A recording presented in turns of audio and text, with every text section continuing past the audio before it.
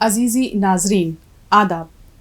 Uttar Pradesh Urdu academy के ज़ेर एहतमाम मुनक़्क़दा Urdu programme आओ उर्दू सीखे में हम आप सबका दिल से खैर मक़दम करते हैं, इस्तक़बाल करते हैं, स्वागत करते हैं। जैसा कि हम सब जानते हैं कि इस प्रोग्राम का मकसद आप और हम सब के लिए ये है कि हम सब अपनी प्यारी और मीठी उर्दू ज़बान सीखें। और अगर हमें ये महसूस होता है कि कोई सवाल हमारे जहन में उर्दू ज़बान के सीखने के सिलसिले में या उर्दू ज़बान को लेकर पैदा होता है, तो ये भी बहुत ज़रूरी है कि हम उस सवाल को कमेंट बॉक्स में ज़रूर लिख दें, जिससे कि उसका कुछ हल हो सके या उसका जवाब आपको और हमें मिल सके। तो बहरहाल हम सब इंसान हैं और बहुत सारे सवालात हमारे जहन में गर्दिश करते रहते हैं। तो हमारी आपसे गुजारिश यही है कि अगर आपको कुछ भी पूछना है, अगर आपको लगता है कि कोई चीज़ आपको नहीं समझ में आ रही है, कोई लफ्ज़, किसी लफ्ज़ का उच्चारण या तलफ़ुज़ या हरफों को हम कैसे मिलाकर लिख लेते हैं, जो लोग हमसे बाद में कनेक्ट हुए हैं, तो हम उनको ये भी बता दें कि शुरू से अगर आप इस पूरी सीरीज़ को देखेंगे तो उसमें आपको अलिफ बेते यानी ABCD या छोटा आ बड़ा आ से लेके अब तक उर्दू सिखाई जा रही है। तो मुख्तलिफ़ टीचर्स ने आपको बहुत सारी चीज़ें सिखाई हैं और अब हम इस वक्त जो हमारे पुराने तालिब इल्म हैं या जो इन तमाम एपिसोड से जुड़े रहे हैं, उनसे हम कहीं ना कहीं उम्मीद करते हैं कि वो एक एक लाइन या एक एक जुमला लिखना सीख चुके हैं और वो इसके लिए हमें रिस्पॉन्स भी देते हैं। जब कभी हमारी उनसे बात होती है तो वो हमें लिखकर भी दिखाते हैं, न सिर्फ ये कि लफ्ज़ बल्कि कभी कभी एक दो जुमले भी। तो इसीलिए हम लोगों ने अब ये सोचा, यानी हमारी एकेडमी के जो ओहदेदारान हैं या हमारी एकेडमी ने ये सोचा है कि हम आपको अब थोड़ा थोड़ा लिखना और उसके साथ पढ़ना भी सिखाते रहें, जिस तरह से सिखाते आए हैं। तो लिखना भी बहुत ज़रूरी है। और देखिए, पढ़ने के साथ साथ अगर आप लिखना सीख लेंगे तो इससे अच्छी क्या बात हो सकती है। तो बहरहाल इसीलिए हमने आज भी दो ऐसी कहानियों का इंतखाब किया है, छोटी छोटी कहानियाँ हैं, कि जिसमें आपको ये समझ में आएगा कि किस तरह से हम जब दो चश्मी है के साथ मुख्तलिफ़ हरफों को मिलाते हैं तो उनकी आवाज़ें क्या होती हैं और वो कौन से हर्फ बन जाते हैं। तो हम देखेंगे कि जैसे पे और दो चश्मी है अगर हम मिलाते हैं, ये दोनों मुरक्कब जब होते हैं, जब साथ में ये आते हैं जब, तो लफ्ज़ बनता है फे। इसी तरह से जब हम चे और हे को मिलाते हैं तो लफ्ज़ बनता है या छे। तो इस तरह से आप देखिए कि अब पहली कहानी हमारी है, झूठ छुपाए नहीं छुपता। देखिए झूठ, अब आपको इसके जो झूठ गौर कीजिएगा, झे आ रही है, टाइटल में ही बहुत सारी चीजें आ गई है। झूठ छुपाए नहीं छुपता, ये हमारा उन्वान या शीर्षक है या टाइटल है। तो देखिए, अब यहाँ पे देखिए, हमने देखा कि झूठ झे किस तरह से उर्दू में लिखते हैं, पहले भी सिखा चुके हैं इसको, चाहे आप रिवीजन समझें या इसको दोहराना समझें या फिर सीखना समझें। जैसे जीम प्लस दो चश्मी है मिलकर बनेगा झे। उर्दू में जब हम जीम और दो चश्मी है को मिलाएंगे, यानी जब दो हरफों को मिला रहे हैं तब लफ्ज बन रहा है, ये बन रहा है हर्फ झे, हर्फ बना झे, झूठ। तो झे आपने देखा कि झे में हमने प्लस किया वाव, उसके साथ प्लस किया टे।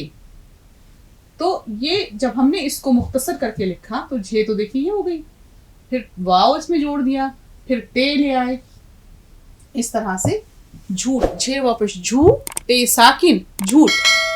अच्छा, अब देखिए आपने देखा छुपता या छुपाए, अब चे प्लस पे, सॉरी चे प्लस दो चश्मी है, तो अब दो चश्मी है को जब हम चे में मिला देंगे तो ये बन जाएगा छे, छ जिसे आप हिंदी में कहते हैं छ, छाते वाला। छुपाए, अब 6 प्लस पे प्लस अलिफ प्लस हमजा, और ये हमजा चलिए इसी के ऊपर लगा देती हूँ, छुपाए। अब देखिए कैसे हमने 6 को मुख्तसर किया, फिर पे लाए, फिर अलिफ ले गए, 6 पे छो, पे अलिफ जबर पा, हमजा ये जर ए, छुपाए। समझ में आया? तो झूठ छुपाए नहीं छुपता, छुपता इसी तरह से लिखा जाएगा, 6 इस तरह से बनेगा जैसे आपने देखा भी। तो अब कहिए तो फिर ये इसकी भी प्रैक्टिस कर लेते हैं। छुपता, चे प्लस 2 चश्मी है मिलकर बना 6। फिर हमने इसको ऐसे लिया, 6 हमने लिया, फिर पे का शोशा, फिर ते ले गए, छुपता, 6 पे पेश चुप, ते अलिफ जबरता, छुपता। तो देखा टाइटल में ही कितनी चीजें पोशीदा हैं। झूठ छुपाए नहीं छुपता। ध्यान रखिएगा कि इसमें आपने झे सीखा और 6 लिखना सीखा। अब देखिए एक गधा, अब यहां पे फिर से धे आ गई। शुरुआत ही मतलब ये सबक ही इसलिए या ये कहानी ही मुझे इसलिए बहुत दिलचस्प लगी कि इसमें आप झे, छे, फे, थे, ढे, धे सब सीख जाएंगे। तो देखिए एक गधा जंगल में फिर रहा था। अब देखिए गधा लफ्ज आया। अब दाल को जब हम 2 चश्मी हे में मिलाते हैं तो बनता है धे। गधा हमने लिखा तो हमने लिखा गाफ प्लस दाल प्लस 2 चश्मी हे प्लस अलिफ। तो अब देखिए क्योंकि गाफ हमने शॉर्ट किया, फिर दाल उसमें ले आए और 2 चश्मी है अलिफ, गधा। तो बीच में जो ये दाल और 2 चश्मी है ये हो गया धे, गधा। एक गधा जंगल में फिर रहा था। अब देखिए फिर, फे, पे, गौर से देखते रहिएगा, प्लस हे मिलकर बन गया फे। देखिए पे का शोशा लिया और उसमें 2 चश्मी है हमने जोड़ दी। इससे पहले भी मेरे ख्याल से मैं आपको इस तरह से एक सबक पढ़ा चुकी हूँ। ये बन गया फे यानी फ। अब देखिए हमने इसको जब रे से जोड़ा तो ये बन गया फिर, इस तरह से आ गया फे। फिर रे को हम नीचे ले गए, रे की शक्ल देख लीजिए, फे रे जर फिर। तो एक गधा जंगल में फिर रहा था, उसने शेर की खाल जमीन पर पड़ी पाई। गधा घूम रहा है और उसने देखा कि कहीं पर शेर की खाल पड़ी हुई है जमीन पर। गधा बहुत खुश हुआ। अब ये लफ्ज है खुश है या खुश है? खुश। खुश, गुड। ये सबसे अच्छी बात है, मुझे बड़ी खुशी होती है कि तलफ्फुज में काफी सुधार है। खुश। उसने सोचा वाह क्या अच्छी बात है। अब देखिए यहाँ फिर 6 आ गई, अच्छी। अभी आपने छुपा में आप पढ़ चुके हैं, अभी मैंने आपको सिखाया। वाह क्या अच्छी चीज मिली है, इसको ओढ़ना चाहिए। ओढ़ना में ढ़ा आया, ढ़े। देखिए अब ढ़े प्लस 2 चश्मी है मिलकर बन गया ढ़े। अब देखिए इस तरह लिखा जाएगा, ये मिलेगा नहीं आपस में अलग अलग। ढ़े यानी ढ़ा, ओढ़ना। हमने लफ्ज लिखा अलिफ प्लस वाव प्लस रे प्लस 2 चश्मी है प्लस नून प्लस अलिफ, ओढ़ना। और जब हम इसको मिलाएंगे तो अलिफ वाव जबर ओ, रे और हे इस तरह आ जाएगा। ओढ़, नून का शोशा लेंगे फिर अलिफ ले जाएंगे, ओढ़ना। अलिफ वाव जबर ओ, रे साकिन, ध्यान रखिएगा, नून अलिफ जबर ना, ओढ़ना। साकिन का मतलब प्लस होना यानी जुड़ेगा उसमें। तो इसको ओढ़ना चाहिए। क्या था कहानी, क्या थी? अभी तक मैंने 2 लाइन में क्या बताया, देखे जरा आप लोग कितना सुन रहे हैं मुझे। एक गधा घूम रहा था, फिर उसे शेर की खाल मिली। हाँ। तो गधा उसे देखकर खुश हो गया और उसने सोचा कि इसे ओढ़ना चाहिए। गुड, अरे वाह, बड़े गौर से सुना जा रहा है। जंगल का जो हैवान मुझे देखेगा, हैवान मतलब जानवर, कोई भी जानवर देखेगा मुझे शेर ही समझेगा। अब देखिए यहाँ फिर झे आ गई, समझेगा, झूठ। और उसके बाद देखिए समझना, झे, समझेगा। सब मुझसे डरेंगे, मुझ, फिर झे आई। और मैं जहां चाहूंगा चरता फिरूंगा, फिर फे आ गई। तो ये आप झे का, फे का, ढ़े का इस्तेमाल इस पूरे सबक में या इस पूरी कहानी में गौर करते रहिए ताकि आपको लिखना आए। अच्छा, उसने सोचा, बड़ा खुश हो गया कि मैं अब ओढ़ लेता हूँ, यानी इसको पहन लेता हूँ और मैं शेर जैसा नजर आऊंगा। ये सोचकर गधे ने खाल ओढ़ ली, मतलब पहन ली, और लगा जंगल में इधर उधर दौड़ने। अब देखिए धे की आवाज बनी, इधर उधर। तो आप देखिए कि दाल और प्लस दो चश्मी है मिलकर बन गया आपका धे या ध, इधर उधर। अब देखिए लिखने में थोड़ा सा गौर इसलिए करना है कि दाल जो है वो अलग रहेगा, क्योंकि दाल कभी मिलता नहीं है इस तरह से, और दो चश्मी है रे में मिल जाएगी। तो देखिएगा, दाल और दो चश्मी है और रे ऐसे। अब इधर अलिफ जेर ए, धे रे जबर धर, इधर। तो ये सोचकर गधे ने खाल ओढ़ ली और लगा जंगल में इधर उधर दौड़ने। जानवर उसे दूर ही से देखकर भाग खड़े होते। अब देखिए खे, खे किस तरह बनेगी। आज तो लग रहा है कि पूरे सबक में या पूरी कहानी में खे, घे, फे, थे, ठे सब आ जाएंगे। अच्छा देखिए, भाग, भे, ये है। इसको हमने बनाया कैसे, ये यहां लगेगा नुक्ता। बनाया कैसे, बे प्लस दो चश्मी है, ये बन गया आपकी भे।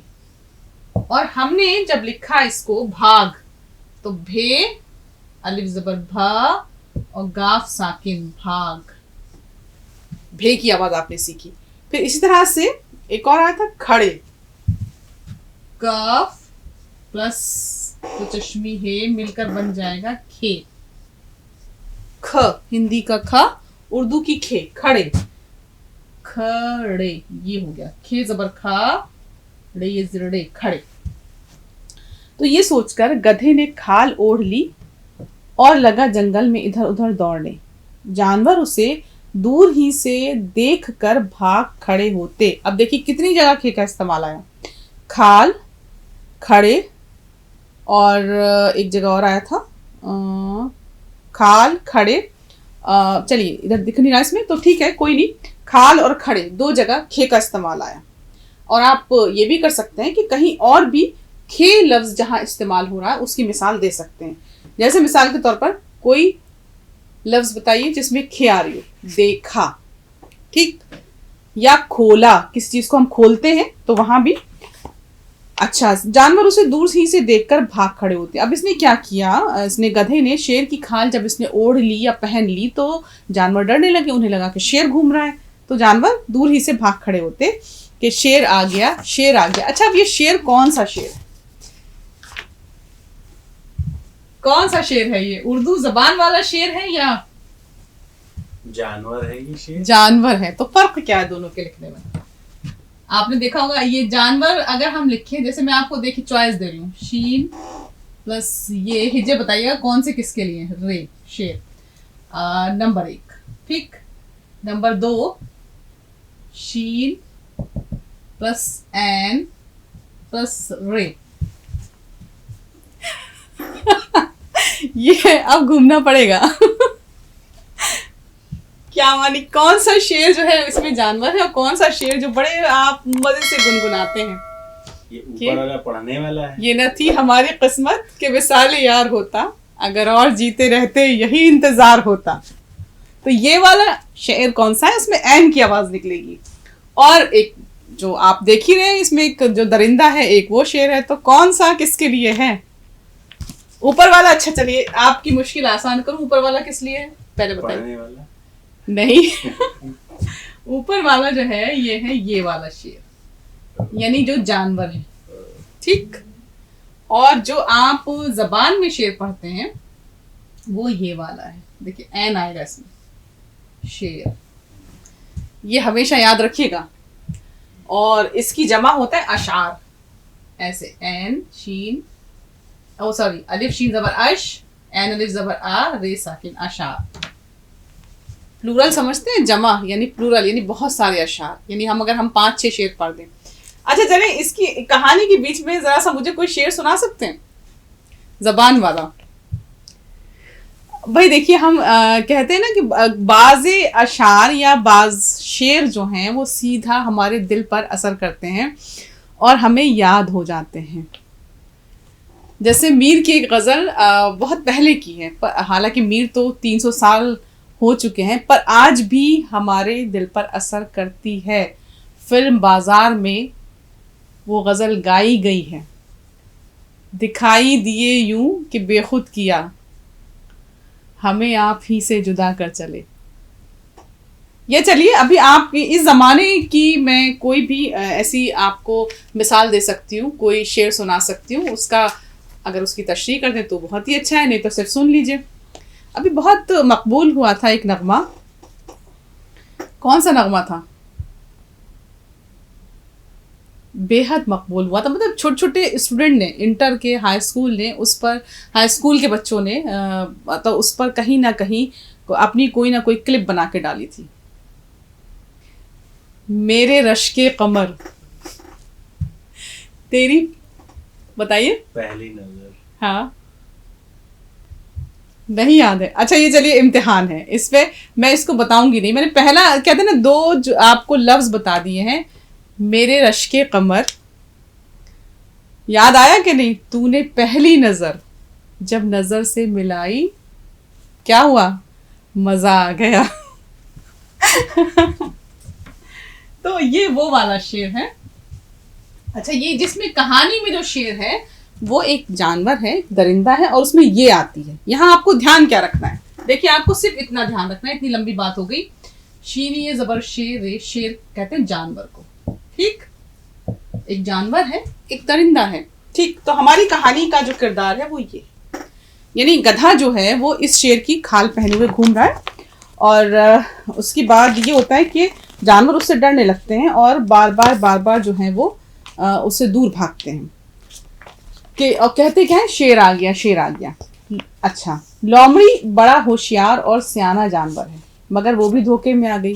अब देखिए यहाँ पे फिर अब धे लफ्ज आ गया, दाल और दो चश्मे हे मिलाकर बनेगा आपका ये धे लिखा हुआ है, मैं आपको इसके बाद दाल दो चश्मे हे, तो दाल प्लस दो चश्मे हे, ये है जो लिखा हुआ है। अब अगर हम इसको धोखा लिखें लफ्ज, तो इस तरह से, ये देखिए, धे वाव जबर धो, काफ ये जबर का, धोखा, तो वो भी धोखे में आ गई, ठीक है। अब यहाँ पे क्योंकि लफ्ज धोखे आया है तो मैं वही लिख रही हूँ, लोमड़ी भी धोखे में आ गई और भाग निकली। फिर देखिए यहाँ भे लफ्ज आ गया, बे प्लस दो चश्मी है, तो बे प्लस दो चश्मी है इज इक्वल टू भे। अब आप लोग ये सोच रहे होंगे कि बाज हरफों में ये हो रहा है कि बाज हर्फ जो है वो दो चश्मी है में मिल जा रहे हैं और बाज अलग अलग है। तो हम आपको ऐसे हर्फ शुरू में, आपके टीचर्स, दूसरे टीचर्स भी आपको बता चुके हैं कि कुछ हर्फ ऐसे होते हैं कि जो कनेक्ट नहीं होते हैं। तो अब जैसे दाल है, ये इंडिपेंडेंट रहता है, अगर जुड़ता भी है तो अपने से पहले हर्फ में जुड़ता है, बाद वाले हर्फ में नहीं जुड़ता है।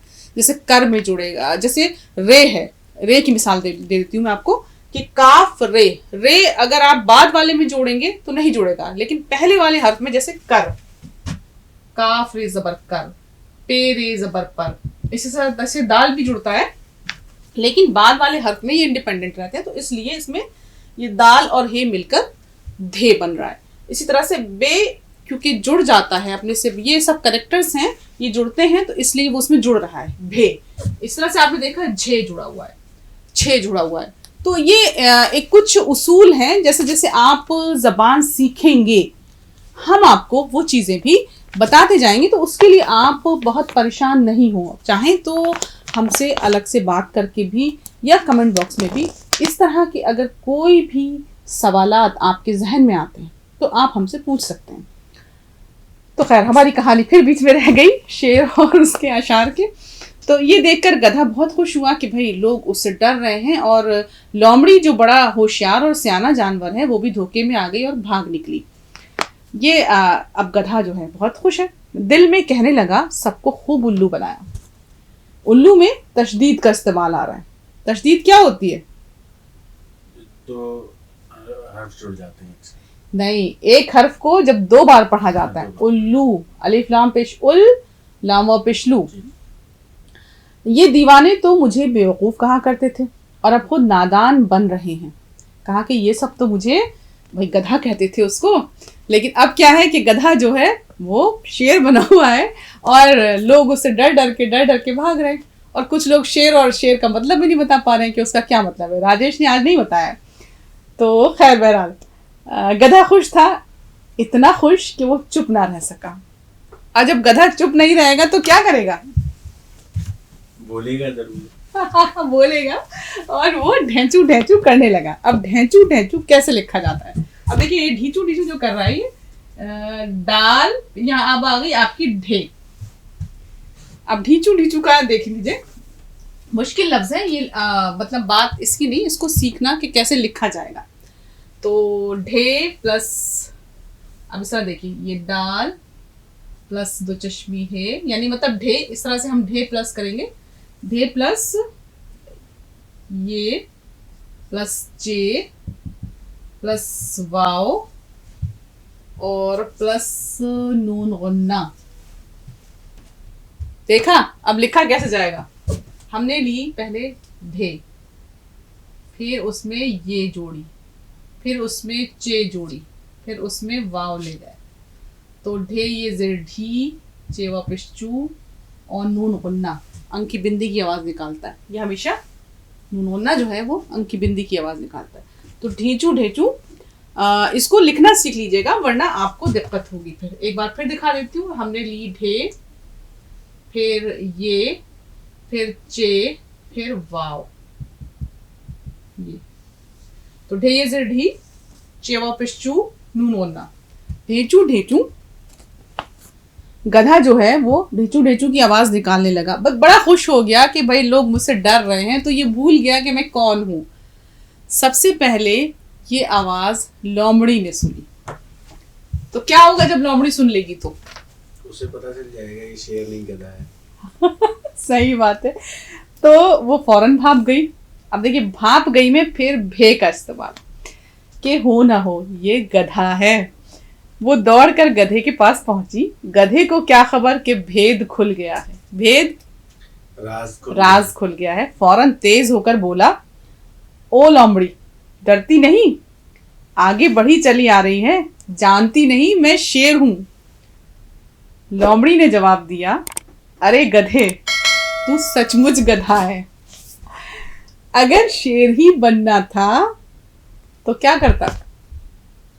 ढेचू ढेचू नहीं बोलता, चुप रहता। बिल्कुल सही जवाब है। लोमड़ी ने कहा कि अगर शेर ही बनना था तो चुप रहा होता। तेरी आवाज ने सारा भांडा फोड़ दिया, यानी सब कुछ सामने आ गया कि तू गधा है। जा जा, अपने आप को ना भूल। अब लोमड़ी अपनी असलियत में आ गई। उसने कहा, अब तू ये मत भूल कि तू गधा है। जब जंगल के दूसरे जानवरों को पता लगा तो सब पर गधे की हकीकत खुल गई। अब जब सबको पता लग गया कि भाई गधा है और ये हमें बेवकूफ़ बना रहा है, तो सब पर क्या हुआ? हकीकत। अब ये लफ्ज देखिए और इसकी आपको आवाज सही निकालनी है। पढ़िए, क्या पढ़ा जाएगा? ये हकीकत का क्या होता है? हकीकत, काफ। हकीकत। कुल पढ़िए, कुल कहिए, कुल, फिर कहिए हकीकत। हकीकत। सही लफ्ज देखिए। अगर उच्चारण गलत होगा तो फिर जबान का मजा ही खत्म हो जाएगा। हकीकत, यहाँ से आप आवाज निकालिए। हकीकत, इसको बार बार दोहराइएगा जिससे कि आपका तलफ़ुज़ ठीक हो। जैसे अगर मान लीजिए कहीं पर इंटरव्यू भी देने जाएंगे, अगर स्टूडेंट हैं और वहाँ पे आप ये लफ्ज़ या ये शब्द सही बोलेंगे तो सुनने वाले पे बहुत ज़बरदस्त असर होता है। आप देखिए कि आज हम लोग कोई भी ज़बान इस तरह से नहीं बोल पाते हैं, चाहे मैं कोई भी ज़बान हो, जिस तरह से हमारे बड़े बोलते थे, हमारे बुज़ुर्ग बोलते थे। अगर आप किसी बुज़ुर्ग को आज भी बोलते हुए सुन लीजिए, मान लीजिए कि कोई शख्स जिसकी ज़बान पर गिरफ्त है, यानी जो अच्छी ज़बान जानता है, 70+ है, और वो जब ज़बान बोलता है, जैसे आप लोग सुनते हैं जावेद अख्तर साहब को सुनते हैं, या इसी तरह के और शौरा को सुनते हैं जिनका कलाम सुनने में आपको बहुत लुत्फ़ आता है, तो आप उनको सुनिए तो आपको अंदाज़ा होगा कि जब वो ज़बान बोलते हैं तो जिस तरह से वो बोलते हैं उस तरह की ज़बान हमें बोलने के लिए बहुत मश्क चाहिए। तो अगर हम वो प्रैक्टिस नहीं करेंगे, अब जैसे एक ये लफ्ज़ ही है हकीकत, मैंने आपको इसीलिए कहा कि आप वसीम बरेलवी को सुनिए, या अभी फ़िलहाल में इंतकाल हुआ है मुनव्वर राना साहब का, आप उनको सुनिए, या फिर आप जावेद अख्तर साहब को तो खुदा उनको सलामत रखे, उनको भी सुन रहे हैं, वसीम साहब को भी अल्लाह सलामत रखे, जो हमारे सीनियर शौरा हजरात हैं। तो जब हम उनको सुनते हैं और उनकी ज़बान सुनते हैं और जिस तरह से वो शेर पढ़ते हैं, वो सब हम सुनते हैं, तो बहुत गहरा असर हमारे दिलो दिमाग पर होता है। इसीलिए मैंने कहा कि ये सिर्फ इसको एक लफ्ज़ मत समझिए, कल जब आप किसी के सामने बोलेंगे जाकर तो आपको अंदाज़ा होगा कि अगर आपका उच्चारण या आपका तलफ़्फ़ुज़ सही है तो वो हर्फ या वो लफ्ज़ जो है वो सीधा दिल पे लगता है। इसीलिए किसी शायर ने क्या खूब कहा है कि जो बात हमारे दिल से निकलती है वो बहुत असर रखती है। मैंने आपको इसकी नस्र बता दी है, शेर नहीं बताया इस वक्त। तो दिल से जो बात निकलती है असर रखती है। और इसी तरह से वली ने कहा है कि हम जब कोई बात इस तरह से करते हैं कि जो सीधा हमारे दिल पर जाकर हमारे दिल के अंदर एक कैफियत पैदा कर दे, तो हमें बहुत अच्छा लगता है। तो इसीलिए उर्दू ज़बान जो है वो एक ऐसी ज़बान है कि जो हमारे दिल से जाकर सीधा टकराती है। तो अगर आपका तलफ़्फ़ुज़ सही है, आपका उच्चारण सही है, आपका प्रोनंसिएशन सही है, तो जब आप बोलेंगे तो आपकी बातें, आपका लबो लहजा आपके सुनने वाले पर पूरे तौर से असर करेगा। और मैं आपको बता दूं कि अगर वो एक बार आपको सुनना शुरू करेगा जिस वक्त आप बोल रहे हो, बशर्ते कि आप तलफ़्फ़ुज़ पर बहुत ध्यान दें। अगर आपका तलफ़्फ़ुज़ सही है, आप हकीकत को हकीकत बोलते हैं, आप अगर जे से कोई लफ्ज़ बोल रहे हैं तो उसको जीम नहीं बनाते हैं, या आप अगर खे से ख्वाब बुन रहे हैं ये बोलते हैं, उसको ख्वाब नहीं करते हैं, तो अगर आपका तलफ़्फ़ुज़ बहुत ठीक है, आप अपनी बात बहुत खूबसूरत अंदाज में अपने सामे या सुनने वाले तक पहुंचा सकते हैं। बहुत मुश्किल हो गया और आपको लग रहा होगा कि मैं लेक्चर दे रही हूँ। मैं लेक्चर नहीं दे रही, बल्कि बताना आपको सिर्फ मकसद यही था कि देखिए, अगर हम कोशिश करके कोई चीज़ सीखते हैं तो ज़रूरी है कि उसे मुकम्मल तौर से सीखें, ताकि जब हम कहीं भी जाएं तो हम कह सकें कि देखो हमें उर्दू यानी बहुत प्यारी, बहुत मीठी, बहुत शीरी ज़बान आती है। क्योंकि हमारी उत्तर प्रदेश उर्दू एकेडमी का मकसद भी यही है कि आप ज़बान सीखें और इस तरह से सीखें कि जब कहीं जाकर बोलें तो लोग कहें कि देखो ये शख्स इस तरह से बोल रहा है कि महसूस होता है कि इसकी ज़बान से फूल झड़ रहे हैं, और लोग ये कहें कि सुना है बोले तो बातों से फूल झड़ते हैं। ये बात है, तो चलो बात करके देखते हैं। आप सबका बेहद शुक्रिया।